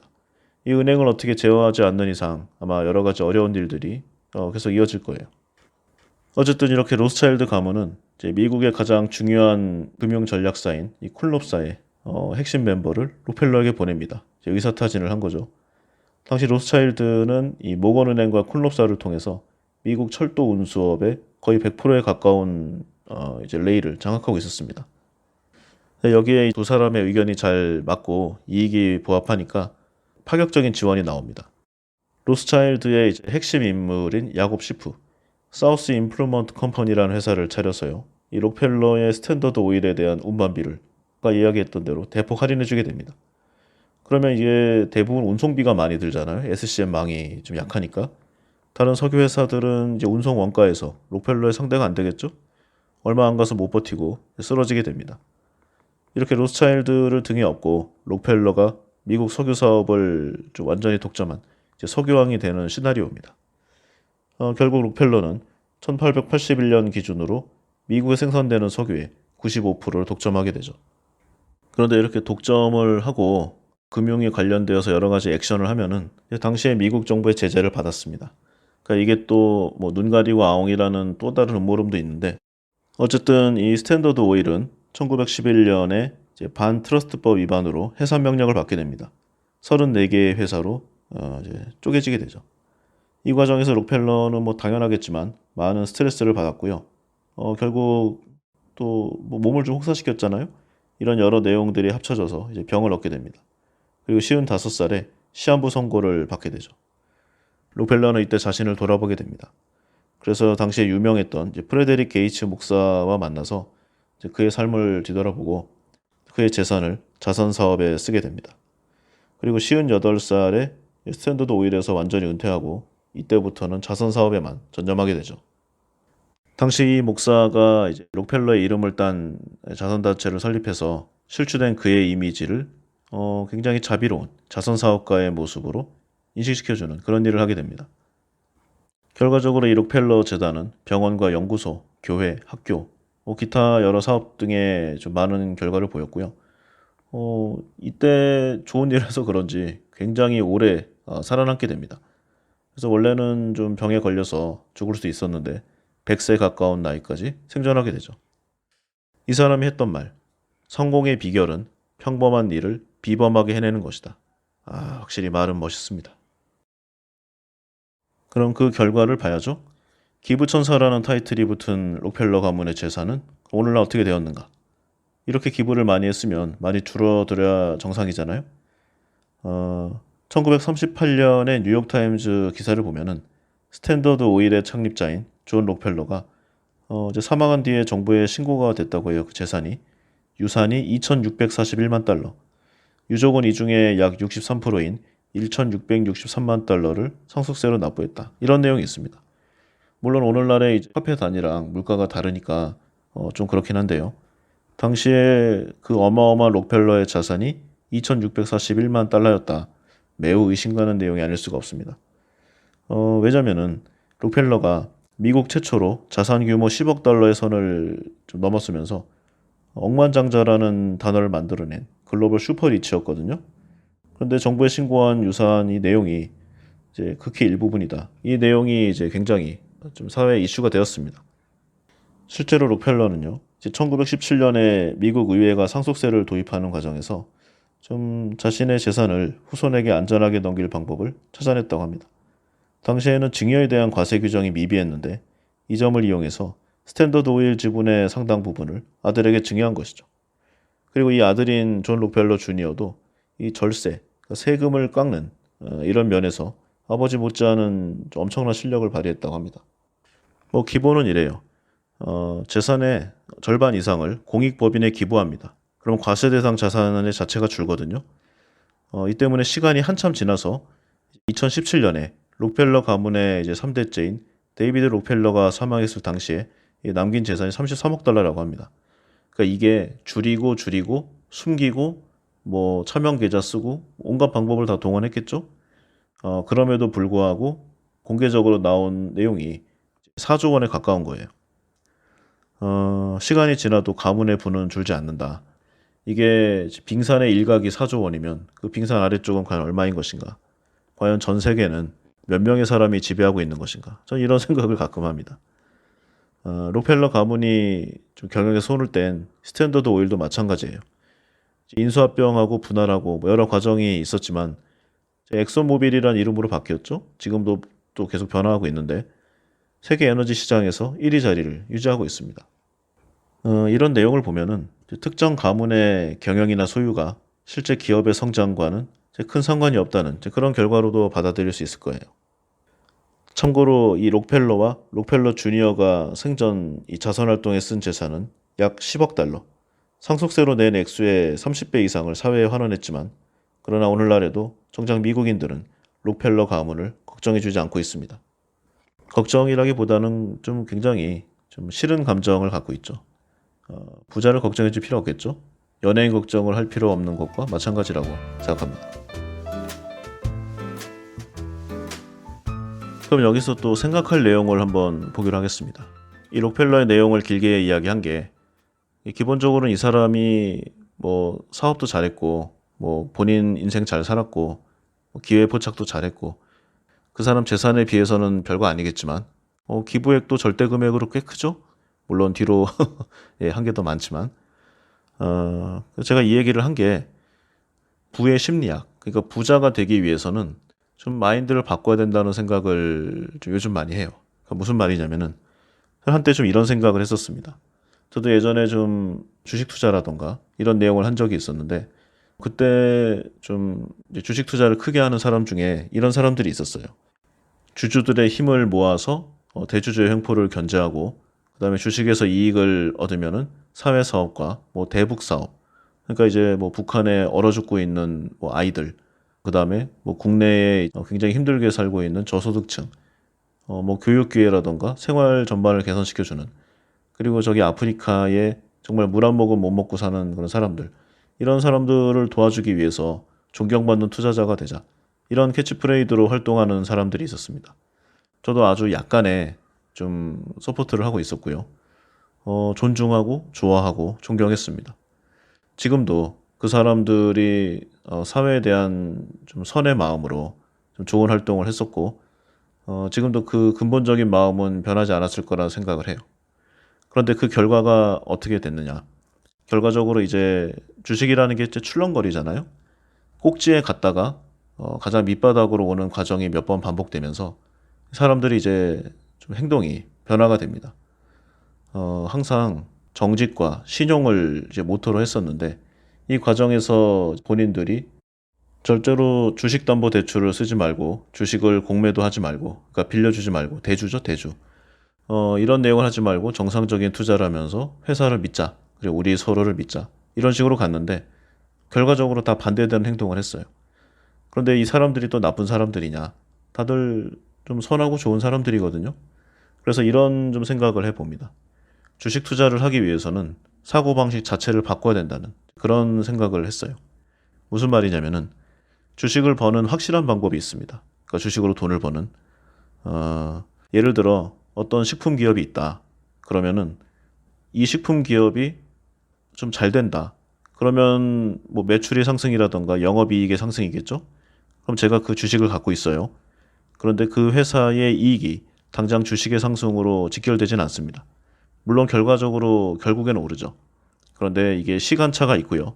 그 중간에서는 계속 출렁입니다. 그리고 핵심 정보를 이제 외부인은 뭐 쉽게 알기가 어렵죠. 물론 공시가 있지만 공시는 내용이 하기 나름입니다. 그런데 이 회사의 주식으로 돈을 확실히 버는 방법, 공매도가 있습니다. 이런 루머가 돌죠. 저 A 식품 회사의 음식에서 벌레가 나왔다. 뭐 저걸 먹고 뭐 장염에 걸렸다. 이런 내용들이 이제 지방 찌라시 몇 군데에 이제 돌고 온라인판에 몇 번 왔다 갔다 하면은요. 사람들이 이제 거기 안 먹습니다. 왜냐하면 대체재가 많잖아요. B 식품도 있고 C 식품도 있고 그리고 뭐 짜장면 안 먹으면은 뭐 비빔밥 먹으면 되고 뭐 고기 안 먹으면은 뭐 해산물 먹으면 되고 그렇잖아요. 그런데 좋은 소식에는 바로 반응하지 않는 주식이 나쁜 소식에는 급격하게 반응합니다. 그래서 주가가 막 떨어져요. 그러면은 이 주식을 이제 공매도를 치면 되잖아요. 그런데 이제 우리나라는 여러 가지 내용으로 인해서 제한으로 인해서 개인이 공매도를 하는 것이 상당히 어렵습니다. 물론 하려면은 변형되는 방법이 있긴 하지만 이 기관이나 이제 외국인들이 본격적으로 하는 거에 비해서는 불리하죠. 그러면은 대부분의 사람들이 이 주식 투자자들이 공매도를 증오합니다. 그런데 국가는 절대로 나서지 않죠. 예전에 이제 왜 공매도를 중지하지 못하는가, 왜 이것을 없애지 못하는가를 한번 이야기한 적이 있습니다. 시장 조성자가 필요하죠. 그리고 기본적인 이제 돈 많은 쩐주들이 있어야지 주식시장이 굴러가는 그런 부분들도 있습니다. 개인들이 거래를 해서 주식이 시장이 정상적으로 굴러가긴 어려워요. 주식은 그대로 있지만 주식 시장이 유지가 어렵다는 겁니다. 쉽게 얘기해서 조금 다른 얘기인데 나이트클럽 있잖아요. 여기에 엄청나게 잘생긴 훈남 그리고 이제 미인들이 많아야지 소위 말해서 물이 좋아야지 다른 사람들도 여기 오는 겁니다. 내용은 좀 다르지만 주식시장도 비슷합니다. 그래서 이러한 주식시장 대부분의 우리 같은 개인 투자자 개미들은 어떠한 주식을 사놓고 이 주식이 오르기를 바랍니다. 그런데 우리가 상대하고 있는 사람들은요, 사람들도 아니고 법인들도 있지만 정상적인 투자만 하지 않습니다. 첨단 금융 기법이라는 명목 하에 어떤 뭐 루머를 통해서 공매도를 한다거나 각종 변칙적인 금융 기법들을 총동원합니다. 그리고 이제 우리들의 주식을 빌려서 이 주식의 가격을 떨어뜨리는 그런 행동도 서슴지 않아요. 그러니까 주식을 빌려주면 이자를 조금 받잖아요. 그거 받으려고 자기 주식의 가치가 떨어지는 것도 감수하는 아주 모순되는 행동을 하는 겁니다. 정말로 바보 같은 행동들인데 사람들이 여기에 별 생각 없이 체크를 하면은 결국 나의 주식으로 나의 주식 가격이 떨어지는 그런 일들이 발생하는 겁니다. 그런데 이런 내용들은 뭐 여기저기서 많이 나오잖아요. 그러면 당신도 뭐 그런 뭐 공매도를 뭐 하지 말라는 것이냐 아니면 뭐 주식시장 어떻게 하는 것이냐 이런 얘기가 나올 수 있는데 제가 드리고자 하는 말씀은 반대입니다. 저는 투자 마인드 자체를 바꿔야 한다는 겁니다. 그러니까 돈을 벌 수 있는 방향으로 이거를 개조해야 된다는 거죠. 말이 좀 복잡하네요. 예를 들어 보겠습니다. 삼성그룹을 보면은요, 이 반도체나 뭐 무선, 기타 등등 해서요, 세계 최고의 기술을 보유한 그런 계열사들이 많습니다. 대한민국의 뭐 인류도 아니고 거의 최고 기업이죠. 뭐 돈도 그렇지만 명예가 있다고 사람들이 인정해 줍니다. 그렇지만 그 실상을 보면은요, 불법 승계, 비자금 조성, 뭐 이런 일들이 비일비재해요. 총수가 감옥에 갔다 왔죠. 그것도 부자가 나란히. 삼성그룹의 굉장히 어두운 부분인데 여기서 이야기하고자 하는 부분은 그 내용이 아닙니다. 이렇게 어떤 좀 행위에 대해서 잘못을 처벌하고 뭐 공론하는 것 이것은 사법부의 영역이에요. 그러니까 판단을 하는 것은 국가기관의 영역이지 우리 투자가의 상황이 아니라는 겁니다. 예를 들어 우리나라에서 1등을 하니까 삼성을 예로 든 거지 다른 회사들은 더 지저분하게 더 많이 하는 회사들도 많습니다. 이렇게 내가 삼성에 투자를 한다. 그런데 이 투자에 정의와 양심의 기준을 들이대면은 투자 세계에서 살아남을 수가 없다. 이 말씀을 드리고자 합니다. 바이오 산업을 보면은 이제 R&D 사업을 영위하는 것이 삼성 바이오 에피스, 생산이나 CMO 사업을 하는 것이 삼성 바이오 로직스인데 한번 조사해 보시면 여기에 굉장한 내용들이 많이 있습니다. 그런데 이 회사의 도덕적 잣대를 들이대기 전에 진심으로 자기 스스로에게 물어보라는 거죠. 내가 이 투자, 이 금융 전쟁에서 진심으로 원하고자 하는 것은 무엇인가? 나는 진정 투자를 하는 것인가? 아니면 사회 사업을 하는 것인가? 내가 이익을 얻을 포인트는 어디인가? 누가 나에게 수익을 안겨줄 것인가? 이런 내용들을 고민을 해야 된다는 겁니다. 어떤 정의를 추구한다. 그래서 어떤 기업에게 너희들 왜 그렇게 불법적인 행위를 저지르느냐? 이런 생각을 할 거면은요. 그냥 은행에 돈을 맡겨놔야 됩니다. 그리고 이 회사들에 대한 사회 운동을 하는 것도 저는 국가 전체를 위해서 괜찮다고 생각합니다. 그러나 적어도 주식 투자를 해서 돈을 벌겠다는 사람의 마인드는 아니라는 거죠. 이런 분들은 애초에 예금 적금으로 가시는 게 맞습니다. 근데 이 예금 적금이라는 것도요. 좀 일종의 좀 뭐랄까 서서히 죽는 그런 방향으로 저는 생각합니다.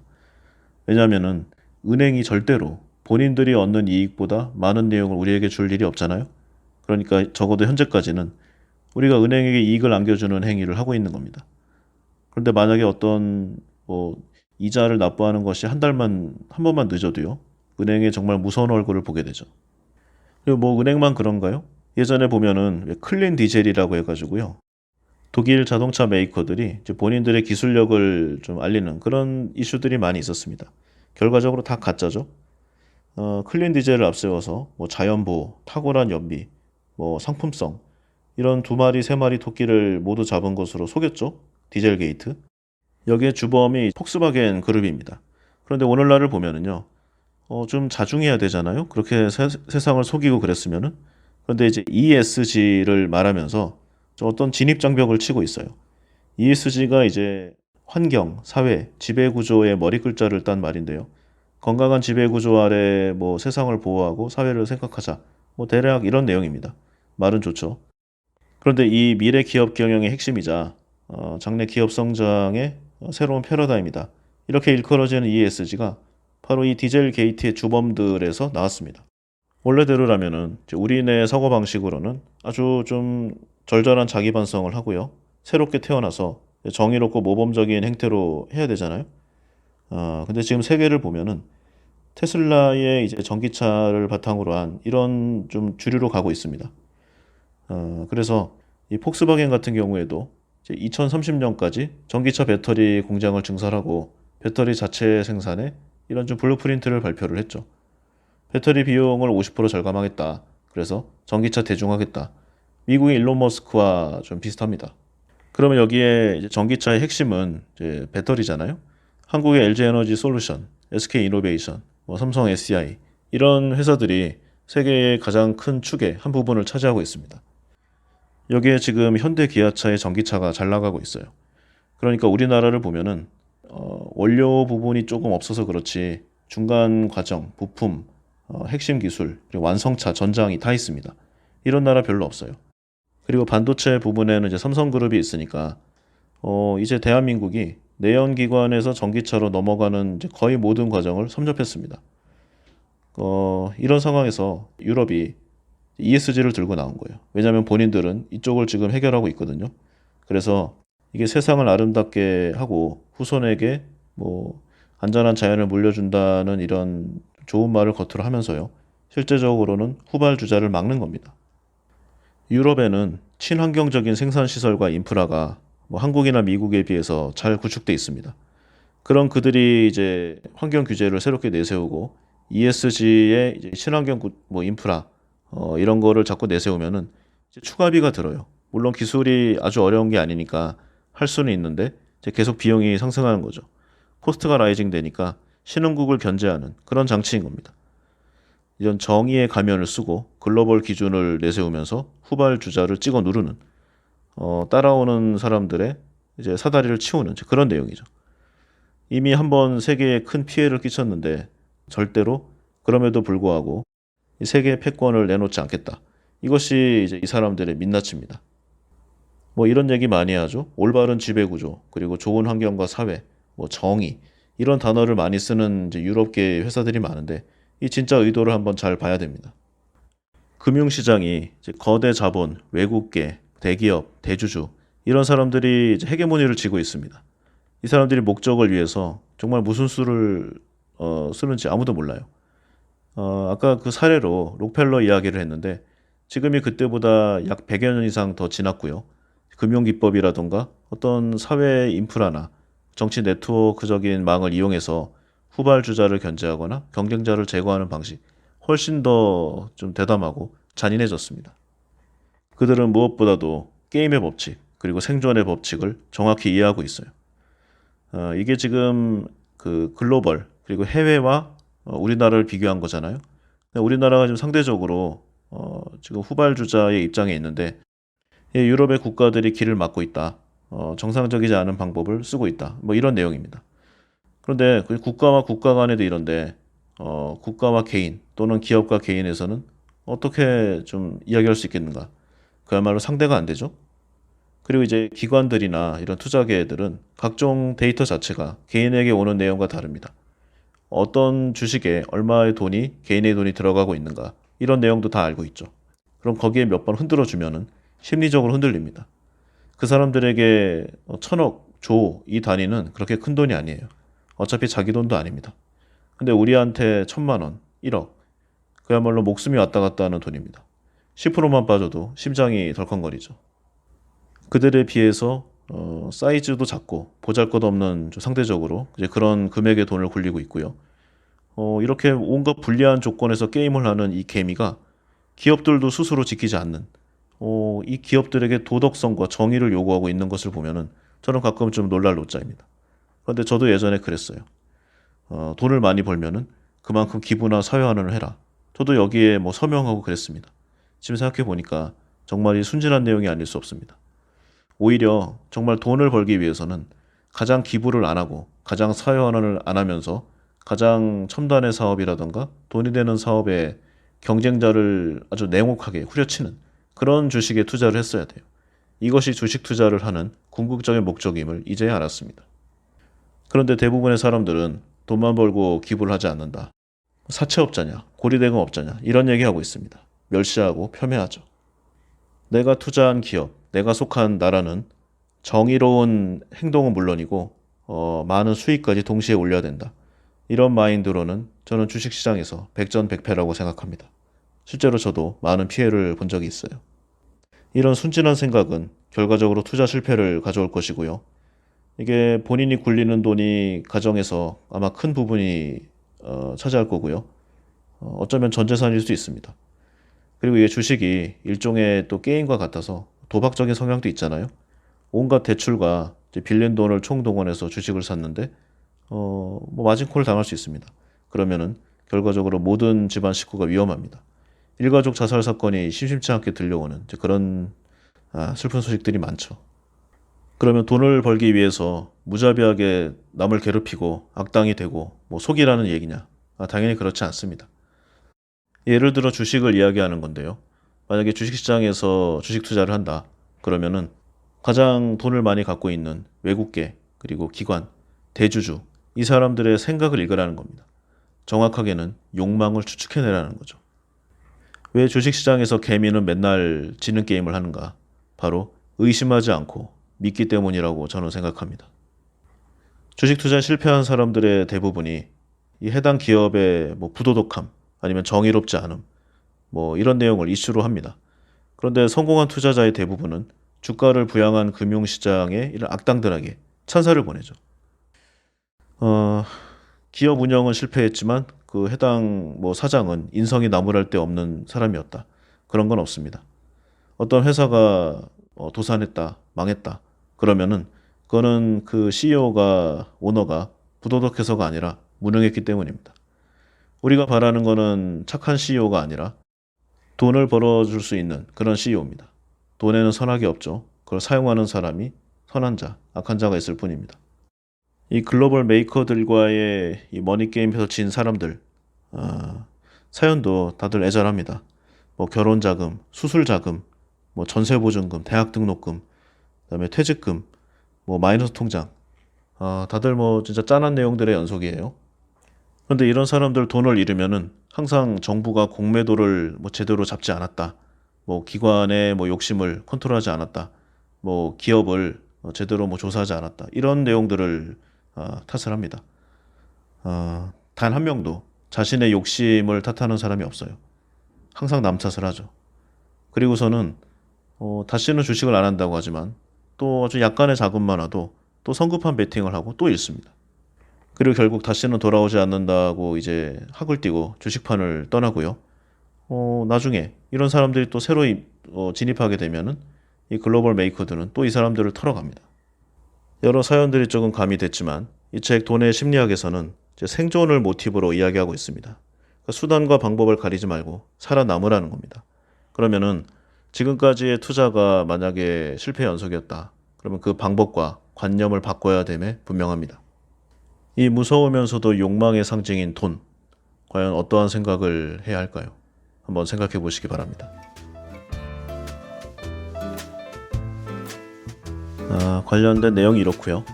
마지막으로 이 얘기를 하고 정리하도록 하겠습니다.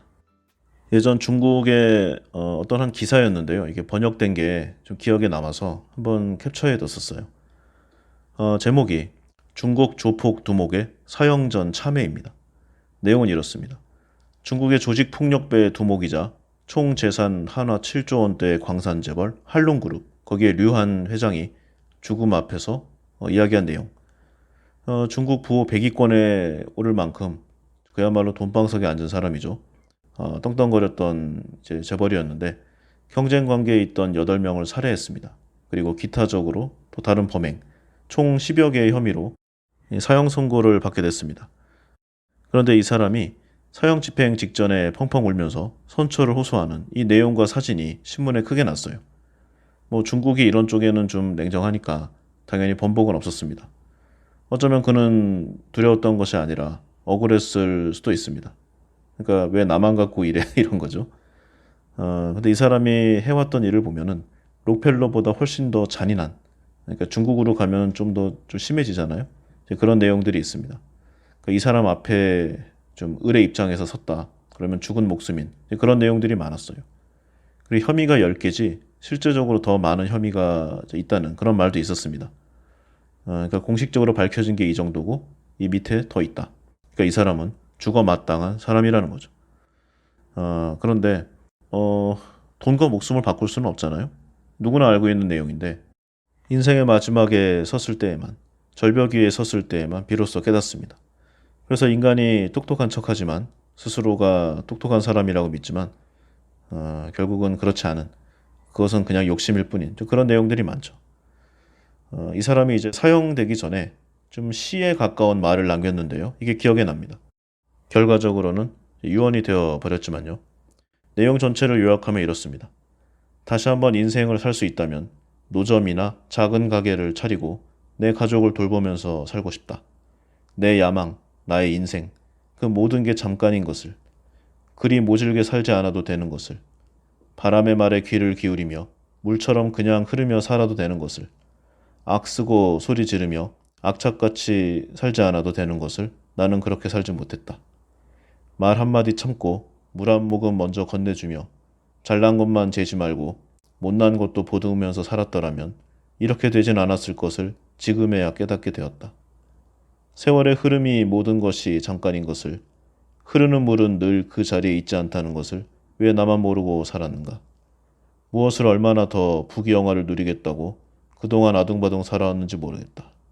그래서 그 결과가 지금의 나의 모습임을 여러분들은 꼭 기억해 주기 바란다. 여러 가지로 의미 있는 내용이 아닐 수 없습니다. 이 사람이 전 세계 최고라고는 하기 어렵지만 그래도 그에 준한 재산을 모았잖아요. 우리가 사실 대부분의 사회생활을 하고 인간관계를 하고 삶을 살아가는 게 부정하고 싶겠지만 대부분 돈과 연관이 돼 있습니다. 그래서 이 정도의 돈을 모았다면은 그가 어떤 행동을 했든 간에 분명히 돈을 버는 데는 재주가 있는 사람이에요. 근데 이 사람도 이 책의 기준에 의하면은 돈을 지키는 데는 실패를 했죠. 돈은 지켰지만 목숨이 없어졌으니까 결과는 마찬가지입니다. 그러면 이런 말이 나올 수 있습니다.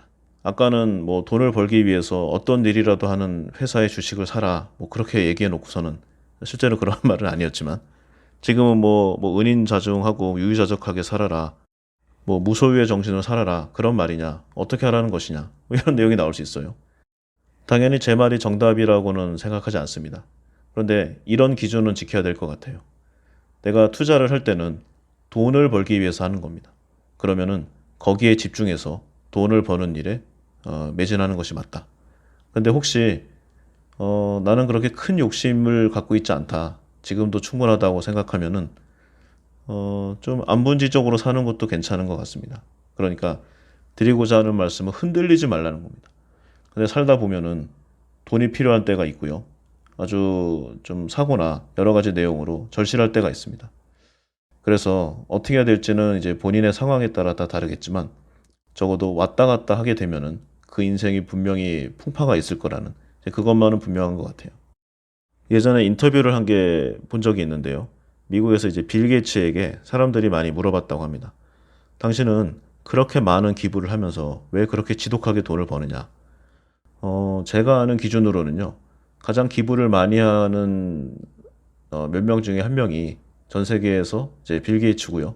이 사람의 기부는 굉장히 투명해요. 그러니까 무슨 록펠러처럼 세금 회피용 이런 쪽하고는 좀 거리가 멉니다. 그런데 이때 빌 게이츠가 이야기를 했죠. 비즈니스는 상대방을 죽이고 내가 살아남는 것이다. 그러나 기부는 내가 살고 동시에 상대방도 사는 것이다. 이렇게 이야기를 했습니다. 그리고 이런 말은 누구나 할 수 있지만 이 사람은 이런 삶을 살아가고 있죠. 그래서 결과적으로 자신이 어떤 한 가지 방식을 정한 다음에 그 신념을 정하면은요. 이것을 끝까지 유지하는 그 실행력이 중요하다. 제가 이 돈의 심리학을 읽고 느낀 한 가지 바로 이 내용임을 말씀드리고자 합니다. 네, 오늘은 여기까지 하겠습니다. 감사합니다.